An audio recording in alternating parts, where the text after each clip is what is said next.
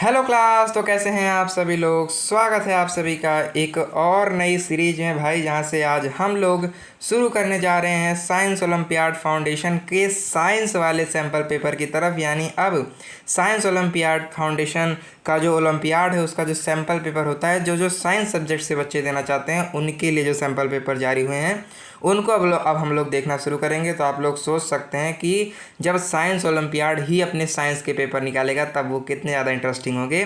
तो इसी इंटरेस्ट को मैं तुम्हारे साथ साझा करूंगा। लेकिन उससे पहले अगर आप लोग सच में ओलंपियाड की तैयारी कर रहे हैं और इस ओलंपियाड को क्रैक करना चाहते हैं, तो आप चाहे जिस ओलंपियाड की तैयारी कर रहे हो, चाहे जिस क्लास से कर रहे हो, चाहे जिस सब्जेक्ट्स के कर रहे हो, no matters at all, because you can join our all olympiad complete preparation course. Price है केवल 1,000 रुपये और इस 1,000 रुपये के अंदर आपको बहुत कुछ मिलने वाला है। मान लीजिए मेरी बात, ज्वाइन कर लीजिए कोर्स को। बाकी इसकी लिंक आपको डिस्क्रिप्शन बॉक्स और पिन कमेंट में मिल जाएगी। अब हम लोग बढ़ते हैं अपने एक्चुअल सैम्पल पेपर की तरफ। तो ये होने वाला है sample paper for class first student science olympiad foundation और साइंस सब्जेक्ट के लिए। ठीक है, साइंस सब्जेक्ट के लिए होने वाला है।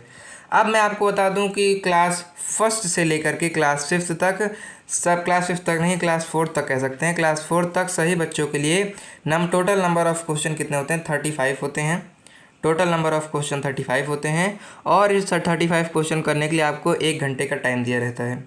अब ये जो आपका साइंस का पेपर है ये 3 सेक्शन में डिवाइडेड है। पहला है लॉजिकल रीजनिंग वाला सेक्शन, चूँकि कोई भी बात हो, ठीक है, यानी कोई भी सब्जेक्ट हो, वो एक्चुअल में साइंस ही है। इसको समझो मेरी बात को। ये बहुत ज़्यादा इंपॉर्टेंट बात है। आपकी क्लास के लेवल पर ये थोड़ी सी मुश्किल हो सकती है समझने में, लेकिन इस बात को समझो। आप अभी जो पढ़ाई कर रहे हैं, आप आगे चलकर जो भी पढ़ाई करेंगे, केवल आपके जो लैंग्वेज होते हैं, लैंग्वेज यानी आपका हिंदी हो गया, इंग्लिश हो गया, इन सब्जेक्ट्स को छोड़कर बाकी सभी सब्जेक्ट साइंस ही हैं।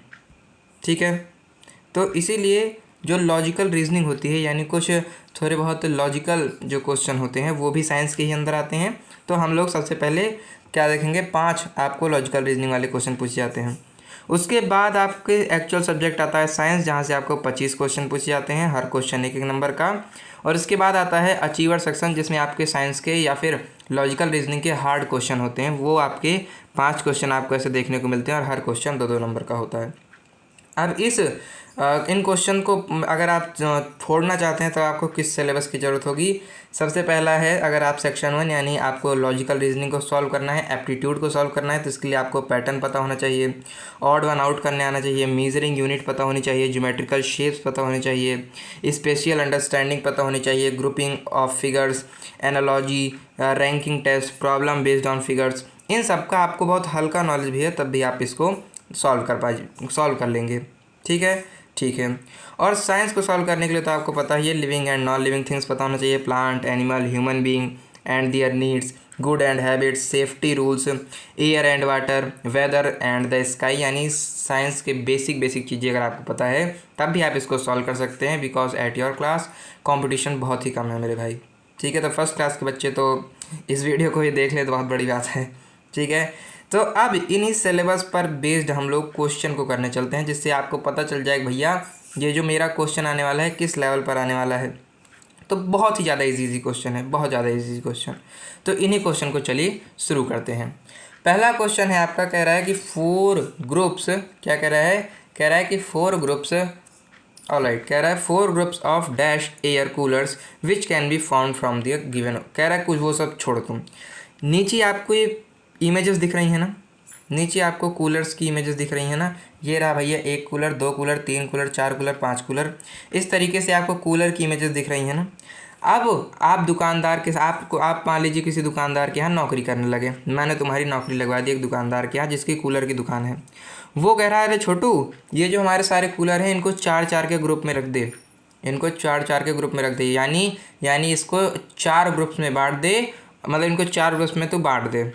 और कह रहा है कि अब बांट देने के बाद मुझे बता कि एक ग्रुप के अंदर कितने कूलर आएंगे, यही वो पूछ रहा है। तो चलो भैया हम पहले इसको 4 ग्रुप में बांट देते हैं। तो मैं इसको अगर 4 ग्रुप में बांटना चाहूँ तो चलो, ये हो गया 1 ग्रुप, ये हो गया 2 ग्रुप, ये हो गया 3 ग्रुप और ये हो गया 4 ग्रुप। ये लो भैया, मैंने तुम्हारा कहा माना, मैंने इसको 1, 2, 3 और 4 यानी 4 ग्रुप्स में बांट दिया। जब 4 ग्रुप्स में मैंने बांटा तब मैंने पाया कि मेरे इन ग्रुप्स के अंदर एक्चुअल में कितने कितने वो आए, मेरे इन ग्रुप्स के अंदर एक्चुअल में कितने कितने कूलर आए, तो मैं देख पा रहा हूँ 1, मैं देख पा रहा हूँ 2, मैं देख पा रहा हूँ 3 और 4। यहाँ पर भी चलो देख लो 1 2 3 4, 1 2 3 4। यानी इस पूरे ताम झाम को देखकर मुझे ये पता चल गया कि मेरे हर ग्रुप के अंदर 4 कूलर आएंगे और इन्हीं 4 कूलर का जो ग्रुप है वो मिलकर 4 ग्रुप बनाता है। यानी ऑप्शन नंबर बी सही हो जाएगा, ऑप्शन नंबर बी 4 सही हो जाएगा। अगला आता है, आपको क्या करना है, आपको बेसिकली रिलेशन बताना है किसके बीच में, आपको बेसिकली रिलेशन बताना है। जैसे ये टाइप के क्वेश्चन अगर आप केवल इन क्वेश्चन को ही समझ जाएं तो आप इसका आंसर समझ आ जाएगा आपको। ये क्वेश्चन कैसे होते हैं मैं बताता हूँ आपको।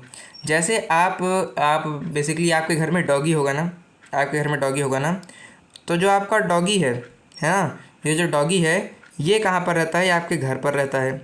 तो मैं डॉगी के आगे अगर हाउस लिख दूँगा और उसके बाद फिर मैं ऐसा एक साइन बना दूंगा, ठीक है, डॉगी के आगे हाउस लिख दूंगा और ऐसा एक साइन बना दूंगा। और उसके बाद फिर मैं क्या करूंगा, उसके बाद मैं लिख दूंगा फिश। और फिश लिखने के बाद अगर मैं कोई साइन नहीं बनाऊंगा तब भी आपको इस चीज़ को देखकर ये समझ में आ जाएगा कि हाँ भैया मुझे कुछ ये चीज़ समझ में आ रही है कि तुम क्या कहना चाह रहे हो। मेरे ख्याल से तुम ये कहना चाह रहे हो कि जैसे डॉग हाउस में रहता है तो मैंने डॉग के साथ हाउस को जोड़ दिया, वैसे फ़िश कहाँ पर रहती है, मछली कहाँ रहती है, मछली तो मेरे घर में एक जार है, उसी जार में रहती है। समझ गए। तो उसी तरीके से मुझे क्या करना है, उसी तरीके से मुझे पहली और दूसरी चीज़ के बीच में क्या रिलेशन है इसको पता करना है और उसी रिलेशन को पुट करना है दूसरे वाले सेक्शन में। तो जो पहला वाला सेक्शन है ये, इसके बीच में रिलेशन बताओ। तो मैं इसमें क्या रिलेशन बता सकता हूँ, मुझे दिख रहा है कि ये एक शेप है और इस शेप में कितनी डंडियाँ लगी हुई हैं, 1 डंडी, 2 डंडी, 3 डंडी, 4 डंडी और 5 डंडी। इसमें लगी हुई हैं टोटल 5 डंडियाँ। लेकिन मेरे पेपर वाले तो बड़े मूर्ख हैं भैया, इन्होंने तो 1 डंडी कम कर दी, इन्होंने तो 4 लिख दिया। यानी हमको ये समझ में आ गया है कि सामने जितना शेप दिया गया है उससे मुझको 1 डंडी कम कर लिखना है। तो फिर से मुझको समझ में आ गया भैया कि यानी ये जो नेक्स्ट वाला शेप है इसमें तो 3 डंडियाँ, तो क्या मैं 1 डंडी कम कर दूँ, मैं 2 लिख दूँ। हाँ भाई 2 लिख दो, ऑप्शन नंबर बी सही हो गया। ईजी है। ठीक है, अगला है तीसरा क्वेश्चन, कह रहा है laptop dash is 7th from the left and in the given arrangement. आपको ये इतने सारे लैपटॉप ला कर दे रखे हैं भैया, हमारे पापा तो हमको एक मोबाइल नहीं दे रहे हैं, तुम लैपटॉप की बात कर रहे हो। मान लो आपके पास इतने सारे लैपटॉप आ गए। कह रहा है कि ये जो लैपटॉप है इसको लेफ़्ट साइड से जब आप गिनना शुरू करोगे, लेफ़्ट साइड यानी आपका जो बायां हाथ है, यानी इस साइड वाला आपका जो हाथ है, ठीक है, इस साइड वाला जो आपका हाथ है जिस आपने मोबाइल को इस साइड से पकड़ रखा है ना, तो इस साइड वाले हाथ से अगर गिनना शुरू करेंगे आप, या फिर उन्होंने यहाँ पर देखो लेफ़्ट लिख भी रखा है, तो यहाँ से जब आप गिनना शुरू करेंगे तो 7th नंबर पर कौन सा वाला लैपटॉप आएगा, उसके ऊपर कौन सा लेटर लिखा हुआ है, इसी को आपको बताना है। बहुत ईजी है भैया, चलो गिनना शुरू करते हैं। ये हो गया 1, ये हो गया 2, ये हो गया 3, ये हो गया 4, 5, 6 और 7। ये तो भैया 7th के आगे वाई लिखा हुआ है मुझे दिख रहा है, तो मैं क्या वाई वाले को टिक मार दूँ? क्या मेरा आंसर गलत हो जाएगा? नहीं भाई, आंसर गलत नहीं होगा, आंसर सही होगा। क्वेश्चन नंबर 4 कह रहा है कि आपको क्या दे रखा है, आपको ये 4 चीज़ दे रही हैं। अब कह रहा है कि इसमें कुछ हैं ऐसी चीज़ जो कि नेचुरल हैं और कुछ हैं ऐसी चीज़ जो कि मैन मेड हैं, जो कि आदमियों द्वारा बनाई गई हैं, ठीक है। तो कह रहा है कि इसमें आपको नेचुरल चीज़ें क्या होती हैं, जो चीज़ आपके नेचर से मिलती है, जैसे भैया लकड़ी हो गई, ठीक है, लकड़ी हो गई। जैसे भैया पत्थर हो गया, जैसे भैया पत्थर हो गया, जैसे पानी हो गया, जैसे हवा हो गई। ये सारी चीज़ें तो आपके आसपास नेचर में हैं। लेकिन जिस फ़ोन से आप इस वीडियो को देख रहे हैं, जिस फ़ोन से आप मेरी इस आवाज़ को सुन रहे हैं, ये फ़ोन तो किसी आदमी द्वारा ही बनाया गया होगा, या फिर जिस मशीन द्वारा बनाया गया होगा उसको तो किसी आदमी ने बनाया होगा, ठीक है। तो इसका मतलब ये कहीं ना कहीं आदमियों द्वारा बनाया गया है। तो ये जो फ़ोन है ये ह्यूमन मेड हो गया। लेकिन जो आपका हवा था वो क्या था, वो नेचुरल चीज़ था। तो आपको नीचे जो ऑप्शन दिए गए हैं इनमें से कोई एक ऐसा ऑप्शन है जो कि तीनों से अलग है, आपको उसी को बताना है। तो इसको करने के लिए मैं क्या करूँगा, सभी को पहचान कर उनके आगे उनका नाम लिख दूँगा। चलो लिखना शुरू करते हैं। पहली है पेंसिल, बोल पेंसिल तेरी शादी कैंसिल। तुम लोग ऐसा स्कूल में करते होगे। तो जब पेंसिल है, ठीक है, ए वाला है पेंसिल तो भैया मुझे पता है, इसको तो क्या करते हैं, इसको तो आदमी ही बनाते हैं, कहीं पेड़ से थोड़ी निकल कर आती है पेंसिल। लकड़ी पेड़ से निकल कर आती है, लेकिन पेंसिल तो आदमी ही बनाते हैं। ये दूसरी हमारी कुर्सी है ना, कुर्सी बोली चटर पटर, हाथी गिर गया धरती पर। तो ये जो हमारी कुर्सी है, ये भले ही कुर्सी लकड़ी से बनी हो, लकड़ी नेचुरल है, लेकिन ये कुर्सी तो किसी आदमी द्वारा बनाई गई है। यानी क्या है, कुर्सी भी मैन मेड है। हाँ, ये तो कुर्सी भी मैन मेड है। तीसरी है ये मोमबत्ती। तीसरी है मोमबत्ती। मोमबत्ती तो भैया पक्का मुझे पता है कोई आदमी नहीं बनाया है। लेकिन चौथा ये पत्थर। क्या पत्थर किसी दुकानदार ने बनाया? नहीं भैया, पत्थर तो मुझे अपने बाहर भी देखा मिल जाता है। तो ये पत्थर एकमात्र ऐसा ऑप्शन मुझे यहाँ पर दिखा जो कि नेचुरल है, बाकी सब मैन मेड है। तो यानी इन सभी लोगों के बीच में यही एक अकेला अलग है, तो इसी को मैं सही कर दूंगा। तीसरा है select the odd one out on the basis of number of legs they have. यानी आपको नीचे 4 क्या दे रखे हैं, 4 नीचे आपको एनिमल्स दे रखे हैं। एनिमल्स ही मान लो भाई। नीचे आपको 4 तरीके के इंसेक्ट दे रखे हैं बेसिकली, यानी कीड़े मकोड़े दे रखे हैं। अब इन सबके पैर होते हैं, है ना, सबके पैर होते हैं भाई। तो इन सबके जो पैर होते हैं ना, तो अब आपको पता करना है कि पैरों के नंबर्स के आधार पर हैं। जितने पैर होते हैं, 3 पैर, 4 पैर, 8 पैर, 10 पैर, तो इन पैरों के आधार पर आपको ये पता करना है कि इनमें से कौन सा अलग है। तो मुझे ये पता है भैया कि बटरफ्लाई का जो पैर होता है वो चाहे जितना होता है मुझसे क्या मतलब। मॉस्कीटो का जो पैर होता है चाहे जितना होता है मुझसे क्या मतलब। लेडी बग का जो पैर होता है चाहे जितना होता है मुझसे क्या मतलब। मुझे तो बस इससे मतलब है कि मेरा जो स्पाइडर होता है उसका पैर इन सब के पैरों से अलग होता है। यानी इन सब के पैरों से ज़्यादा पैर किसके पास होते हैं? मकड़ी के पास होते हैं। बाथरूम में जो मकड़ी लगी होती है उसका क्या होता है? सबसे ज़्यादा पैर होता है, इसीलिए इसी का पैर इन सबसे अलग है। तो ऑप्शन नंबर बी सही हो जाएगा। Easy easy easy. Question number 6 कह रहा है which part of the mango plant gives rise to the mango fruit. आपने आम खाया है? हाँ भैया, हमने तो आम खाया भी है और अपने स्कूल में गंदा सा आम बनाया भी है। हाँ, मैंने देखा था। तुम लोग अपने स्कूल में ऐसे कर कर करते हो और ऐसे करके गंदा सा आम बना कर चले जाते हो, है ना, मुझे पता है। तो ये जो आम आप खाते हैं, ये आम किसी पेड़ से आता है, किसी पेड़ से आता है। तो जिस पेड़ से आता है, पूछ रहा है उस पेड़ का क्या क्या उस पेड़ की जड़ जो होती है वो आम बनाती है क्या? अगर आप गांव में अपने गए होंगे तो आप क्या आम आपको पेड़ में आपने आम देखा है ना? हाँ भैया, हमने देखा है। तो क्या आपको आम पेड़ की पत्तियों के बीच में से कहीं से मिलता है, या फिर आप पेड़ खोदते हैं नीचे तो उस ज़मीन में उसकी जड़ों में मिलता है? नहीं भैया, मुझे इसकी जड़ों में नहीं मिलता, ये तो गलत हो गया। उसके बाद फिर ब्रांच, क्या जो उस वहाँ पर लकड़ियाँ होती हैं, बड़ी बड़ी शाखाएं होती हैं, क्या वो आम हैं? क्या उनको तोड़ तोड़ के खा लेते हो? नहीं भैया, मैं तो उसको भी तोड़ कर नहीं खाता। क्या आप आम की पत्तियाँ ही खाने लगते हो? क्या तो यही आम है? नहीं भैया, मैं तो ये भी नहीं करता।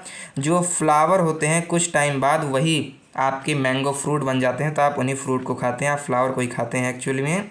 यही ऑप्शन नंबर सी और यही है सही। क्वेश्चन नंबर 7 कह रहा है which of the following food items can be placed in the same food group as egg. कह रहा है कि जिस फूड ग्रुप में एग रखा जाता है, इनमें से कौन सा ऐसा आइटम है जिसको मैं उसी फूड ग्रुप में रख सकता हूँ। तो मुझे पता है भैया, ना आप घी को रख सकते हैं, ना ऑरेंज को रख सकते हैं, ना बटर को रख सकते हैं। केवल चीज़ ही एक ऐसा फूड आइटम है जिसको आप क्या कर सकते हैं, एग वाली कैटेगरी में रख सकते हैं। ऑप्शन नंबर बी सही हो जाएगा। 8 वाला कह रहा है which of the following harvest festival is celebrated in Tamil Nadu. मुझे पता है कि जो तमिलनाडु है, आपने अपनी जीके वाली किताब में पढ़ रखा होगा कि जो तमिलनाडु है यहाँ पर तो पोंगल मनाया जाता है ना। ओनम मेरे ख्याल से असम वगैरह में मनाया जाता है, मैं श्योर नहीं हूँ, शायद ऐसा ही कुछ है। और ये सब बैसाखी तो मेरे ख्याल से वहाँ मनाई जाती है पंजाब में, है ना, इस तरीके से। हाँ, तो ये सारे तो मतलब अलग अलग स्टेट में अलग अलग फेस्टिवल मनाए जाते हैं, ठीक है। तो पोंगल का जो हार्वेस्ट फेस्टिवल है वो क्या है, मतलब तमिलनाडु का हार्वेस्ट फेस्टिवल क्या है, वो है पोंगल। अब आते हैं अचीवर सेक्शन की तरफ। अचीवर सेक्शन क्या है? ये ऐसे सेक्शन है जहाँ पर जो क्वेश्चन होते हैं वो थोड़े से हार्ड हो जाते हैं, और ये एक्चुअली में हार्ड होते नहीं हैं। ये ऐसे क्वेश्चन होते हैं जो कि आपकी रुकने की क्षमता को करते हैं। जैसे हमने अभी तक के सारे क्वेश्चन में देखा कि हाँ भैया ये सही है, टिक मारो आगे बढ़ो, ये सही है, टिक मारो आगे बढ़ो, ये सही है, टिक मारो आगे बढ़ो। लेकिन ये कुछ ऐसे क्वेश्चन है जहाँ पर आपको बहुत ही आराम से धीरे धीरे दिमाग लगाकर चीज़ों को समझना होता है, और फिर आखिरी में आपको आकर उत्तर मिलता है। लेकिन आपकी क्लास छोटी है, आप छोटे छोटे प्यारे प्यारे बच्चे हैं, तो आप बच्चों के लिए इनको बहुत आसान बनाया गया है। तो चलो इनको समझते हैं। ये वाला गेम आपने अपनी कॉपी के लास्ट पेज पर देखा होगा, और आप में से कुछ बुद्धिमान बच्चों ने इसको खेला भी होगा। तो जब आप इसको खेलते थे तब पापा कहते थे कि अरे कॉपी में पढ़ाई कर कर कर ले, ये क्या खेल खेल रहा है, लेकिन पापा को नहीं पता था कि एक दिन ये काम आ जाएगा। यही क्वेश्चन आपको आपके पेपर में दिख गया है। कह रहा है कि आपको ये जो दे रखा है पज़ल, इसके अंदर कुछ ऐसे एनिमल हैं जो कि प्लांट को खाते हैं, घास फूस खाते हैं, और कुछ ऐसे एनिमल हैं जो कि मांस मछली खाते हैं, यानी मांस को खाते हैं। आपको क्या करना है, आपको इनमें से उन्हीं एनिमल्स को ढूंढना है और बताना है कि कितने एनिमल्स आपने ढूंढे जो कि प्लांट खाते हैं और कितने एनिमल आपने ऐसे ढूंढे जो कि मांस खाते हैं। तो चलो भैया, मैं पहले मांस खाने वाला ढूंढ लेता हूँ। क्या मुझे यहाँ पर भाई मांस जैसे ही दिमाग पर आता है, मांस खाने वाला आदमी जैसे ही दिमाग पर आता है हंट करने वाला जानवर, तो वहाँ पर तो मेरा दिमाग लॉयन की तरफ जाता है। एल कहीं पर दिख रहा है, यहाँ पर है नहीं बन रहा, यहाँ पर मुझे दिख रहा है LION लॉयन, यहाँ पर मुझे दिख गया। तो यानी मुझे एक ऐसा मिल गया जो कि मांस खाने वाला है। क्या मैं दूसरा ढूंढ पा रहा हूँ? हाँ भैया, एल के बगल मुझे ई भी दिख रहा है, EAGLE ईगल, ईगल यानी बाज भी खाता है। 2 मिल गया मुझको। क्या मैं तीसरा ढूंढ पा रहा हूँ? हाँ, ईगल के ही बीच से, तो ये देखो SNAKE स्नेक बन गया। स्नेक यानी सांप, ये भी तो खाता है। यानी मुझको तीन ऐसे एनिमल मिल गए जो कि फ्लैश खाते हैं। तो अब ये 3 है तो 3 के साथ ही तो 2 जुड़ा है, तो आपको ढूंढने की ज़रूरत ही नहीं है, बिना ढूंढे ही आपको मिल गया। हालांकि अगर आप ढूंढना चाहे ढूंढ सकते हैं। देखो ऑक्स बना हुआ है, ठीक है, मैं दूसरे कलर से कर देता हूँ। यहाँ पर देखो OX ऑक्स बना हुआ है ना। ये जो ऑक्स है ये क्या करता है, ये ऑक्स क्या करता है, ये ऑक्स आपको पता ही है वो खाता है, घास फूस खाता है, ठीक है। तो एक यहाँ पर मिल गया, एक और ये देखो मुझे यहाँ पर मिल गया, ये देखो डियर, DEER डियर। तो फिर चाहे आप ढूंढिए चाहे आप ना ढूंढिए, मुझको 3 ऐसे मिल गए जो कि फ्लैश खाते हैं और 2 ऐसे मिल गए जो कि प्लांट खाते हैं। तो ऑप्शन नंबर C मेरा सही हो जाएगा, ठीक है। क्वेश्चन नंबर 10 लास्ट क्वेश्चन है। ये थोड़ा सा इजी है 9th वाले की अपेक्षा में अगर कहूँ तो। समझो, बस दिमाग लगाना है। इसमें आपको इतने सारे ऑप्शन दे रखे हैं ना, आपको कुछ भी नहीं देखना है। ये भी आपने अपने कॉपी के पीछे देख रखा होगा इस तरीके के पज़ल। तो इसको सॉल्व करते हैं। कह रहा है कि इसमें आपको सब कुछ तो भर लेंगे आप, लेकिन एक ऐसा वर्ड है जिसको आप नहीं भर पाएंगे, और जिस वर्ड को नहीं भर पाएंगे उसी को आपको यहाँ पर टिक कर देना है, ठीक है। तो चलो कर देखते हैं। कह रहा है D वाला, कह रहा है a man made container used for storing food. मुझे पता है आदमियों ने एक ऐसा सामान बनाया है जिसमें वाटर को कंटेन किया जाता है, और उसको हम लोग क्या कहते हैं, बकेट कहते हैं, बकेट। क्या बकेट यहाँ पर बन पाएगा? हाँ, यहाँ पर मैं U लिख दूँ, यहाँ पर K लिख दूँ, यहाँ पर T लिख दूँ, तो यहाँ पर तो बकेट बन गया। इसी तरीके से सोर्स ऑफ सॉल्टी वाटर, इसको ही आप बनाना चाहे तो बना सकते हैं। अंडरग्राउंड सोर्स ऑफ वाटर भी बना सकते हैं। लेकिन यहाँ पर ऑप्शन नंबर C जो है, जो कि कह रहा है अ गैसियस फॉर्म ऑफ वाटर, तो किसी वाटर का जो भाप वाला होता है उसको आप क्या कहते हैं? उसको तो आप वेपर कहते हैं। और वेपर के सभी वर्ड को देखकर मुझे ये पता चल गया है कि वेपर VAPOUR यानी 4 6, यहाँ पर मुझे 1 2 3 4 5 1 2 3 4 1 2 3 4 5 6 यानी 6 डब्बों का मुझे केवल एक ही चांस मिला था, जिसको मैंने बकेट के अंदर भर दिया। यानी वेपर का कोई चांस ही नहीं है इस डब्बे में कि मैं वेपर को भर पाऊँगा, ठीक है। देखो ना, अब यहाँ पर मुझे अगर भरने को मिले तो मैं कहाँ भर सकता हूँ? या तो इधर भर सकता हूँ या तो इधर भर सकता हूँ। तो इधर भरूंगा तो कुछ केवल मेरे पास 5 डब्बे हैं, और इधर भरूंगा तो मेरे पास केवल 4 डब्बे हैं, और इसमें एक्चुअल में 6 वर्ड हैं, 6 लेटर हैं। तो ये कॉमन सेंस ही कह रही है कि मैं इस वर्ड को भर ही नहीं पाऊंगा। तो आपको और सारे वर्ड्स को ढूंढने की ज़रूरत ही नहीं है, बिना ढूंढे ही आप इसको सही कर आगे बढ़ जाएंगे कि C ही एक ऐसा वर्ड है जिसको मैं नहीं भर पाऊंगा, और यही मेरा सही है। बाकी SOF के अलावा अगर आप में से कुछ बच्चे हिंदुस्तान ओलंपियाड की तैयारी कर रहे हैं, या आप में से जानने वाले कुछ बच्चे हिंदुस्तान ओलंपियाड की तैयारी करने वाले हैं, तो उनके लिए मैंने हिंदुस्तान ओलंपियाड की प्रिपरेशन की सीरीज़ निकाल दी है। ये रहा उसका ट्रेलर यूट्यूब पर आउट है हमारे चैनल पर, आप इसको जाकर देख सकते हैं। कुछ दिन में इसके फैकल्टीज़ भी रिवील हो जाएंगे। बाकी प्यार दीजिए सीरीज़ को। तब बाकी अगर आप ओलंपियाड की तैयारी कर रहे हैं, तो मैंने बताया कि चाहे जिस ओलंपियाड की तैयारी कर रहे हो, चाहे जिस क्लास से कर रहे हो, सब्जेक्ट्स कर रहे हो, केवल 1000 रुपये में आप इस कोर्स को ज्वाइन कर सकते हैं। बहुत कुछ मिलने वाला है। बाकी लिंक इसकी आपको डिस्क्रिप्शन बॉक्स और पिन कमेंट में मिल जाएगी। और धन्यवाद आप सभी का अभी तक इस वीडियो में बने रहने के लिए। अगर आपको ये वीडियो अच्छी लगी हो तो लाइक करिए इस वीडियो को, बाकी कमेंट करिए आपको कोई डाउट रह गया है अगर इस वीडियो में, या फिर आपको कुछ बताना है मुझको, या फिर आपको कोई डाउट है, कोई पर्सनल डाउट है, या फिर आपको ये क्लास कैसी लगी, अच्छी लगी, कुछ भी बताना है आपको, आप मुझे कमेंट सेक्शन में बता सकते हैं। बाकी शेयर करिए इस वीडियो को अपने ओलंपियाड प्रिपेयरिंग दोस्तों को। मत भी नहीं भी करोगे तो कोई बात नहीं भाई, तुम अभी खुद पढ़ लो, ठीक है, फर्स्ट क्लास के बच्चे हो, खुद पढ़ लो। बाकी आपको आगे भी अगर ऐसी कुछ वीडियोस चाहिए तो सब्सक्राइब कर लियो इस चैनल को, मम्मी से करवा लो, पापा से करवा लो, सब्सक्राइब कर दो कुल मिला के चैनल को। बाकी मैं मिलता हूँ आपको नेक्स्ट क्लास में, तब तक के लिए पढ़ते रहिए। बहुत बहुत बहुत बहुत धन्यवाद।